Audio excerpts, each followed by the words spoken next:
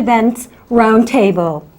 Today, we have an amazing group of women who are here to talk about women of worth, who are a group of women, some maintaining recovery from drugs and alcohol, and others who are mentoring and encouraging long-term recovery from drugs and alcohol, and others who are encouraging long-term recovery lifestyles within the community.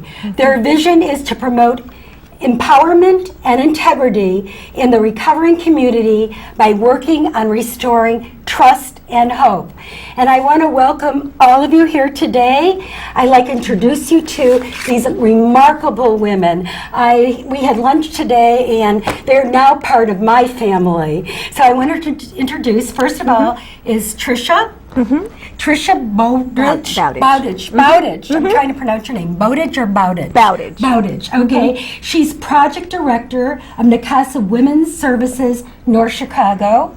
And Deborah? Yes. Okay, and you're president of Women of Worth. Yes. Welcome to Cahnmann's Current Event Roundtable. And Jackie, you are co-chair for Walk for Recovery, and you're going to tell us a little bit about that in a few minutes. And last but not least is Wendy Mammoth, who is a certified alcohol and drug counselor. Welcome. Thank you. And I really am, this is a very, this show is going to be very personal, it's going to touch each and one of you, because each of us, we all know somebody who's had an addiction problem, a drug problem of some kind. If it's not part of our own family, it's part of a friend's family or people that we do know, because it's not. And at one time it was just for people that were not affluent, and now it touches everywhere. It touches everywhere in the United States. It touches out of the country. It's in our finest suburbs. I mean, it's no longer just for a certain group of people that have problems. Maybe they don't have the money, or they don't have a family, or what have you. This is people that have families. And this happens amongst wonderful people, and it's not just a drug problem. Is not just a drug problem; it's a drug disease. So I'd like you to talk a little bit about this, and why don't we talk about Women of Worth? These women are from Nakasa Women of Worth, and I'd like you to talk a little bit about Women of Worth and Nakasa. Do you want to start? Wonderful. Why don't we start with treatment, because as you were saying, Suzanne, thank you. It's substance abuse. It's a disease, and we start with treatment, and that's what NICASA provides. And we've been in Lake County since 1966, and our mission is to promote healthy lifestyles and to prevent and treat substance abuse. People come to NICASA through lots of different doors, because we're in the schools. We work with probation, we work with DCFS, other social service agencies. Like you say, it touches lives everywhere, and it touches children through senior citizens. And so that's, we reach out with our programs to all of those different groups to help them wherever they are in crisis. And drugs aren't just like we talk about marijuana and crack and cocaine and heroin, but it also touches, when you said seniors, that's prescription drugs. And these are people that get it legally through their physicians, and for some reason they start up maybe with one pill, then they find that 2 pills are better, and maybe 3 pills are better, and so forth, and people get addicted to prescription drugs as well. And you know, Suzanne, that's what we call tolerance, and that is what leads to addiction. When you say 1 and then 2 and then 3, and that where you start to get dependence, physical dependence. And it's a very complicated disease, because it's physical, it's psychological, it's behavioral, it's social. So we have to have comprehensive services and comprehensive supports, and that's why we start with treatment, we start with prevention, treatment, then we have recovery, and that's where the Women of Worth come in. And that's really important, because we were talking at lunch today, and Wendy, you were mentioning you went to Springfield, Illinois and Chicago and rallied against budget cuts for alcohol and drug treatment programs. on 4 separate occasions.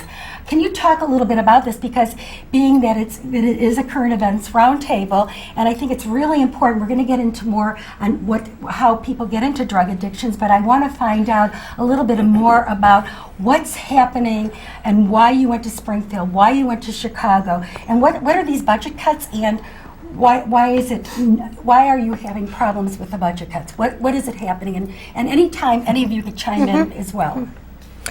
Okay, well, we have a problem with budget cuts because we see services being completely cut or halfway cut, and then what the problem is that they're not drug addicts or people with substance abuse issues aren't going to receive the services such as the services like Jackie, Deborah, and I have received.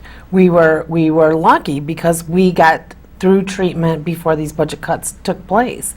But our concern is that, you know, everyone else with these substance abuse issues gets the same type of treatment because it's got to be, the services have to be available in order to be treated. I mean, we were in treatment, some of us up to a year in treatment. And the government paid? They paid for it? Yeah, well, the government did. Well, yes, because we didn't pay for our services, but we couldn't. We didn't have jobs. You know, we were coming out of inpatient treatment into outpatient treatment, and thank God we had something like NYCASA because they provided us the transportation. I got my first interviewing outfit from NYCASA. I had no clothes. Now, NYCASA, the government does bring in money.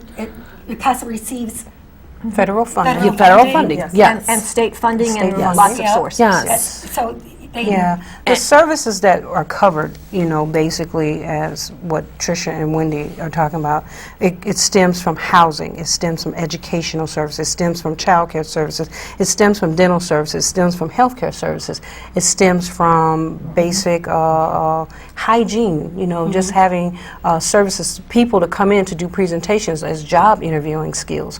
Those are the services that NYCASA will provide for women that come in because these, you know, I myself was one of them that had no idea that, you know, even how to get up in the morning to brush my teeth on a regular basis.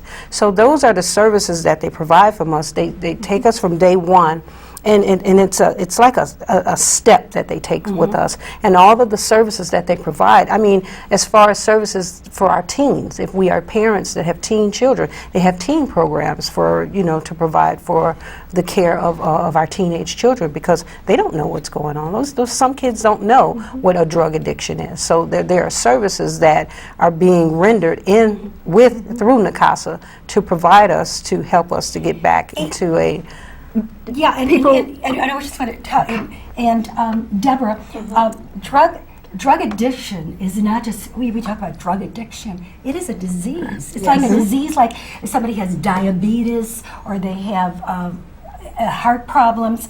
Drugs, people that are addicted to drugs is just as much of a disease. Right. It's a disease.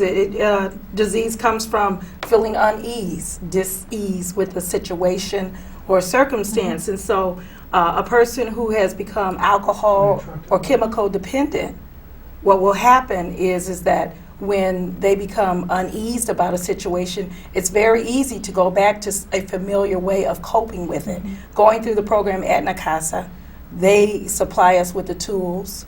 We also meet individuals, and as we continue in our journey, we then develop a network of people in our lives that we can go to and get the support we need so that we don't just instantly go back to our old coping skills. So it is a disease. It's cunning, baffling, and it's very powerful. And one of the things, too,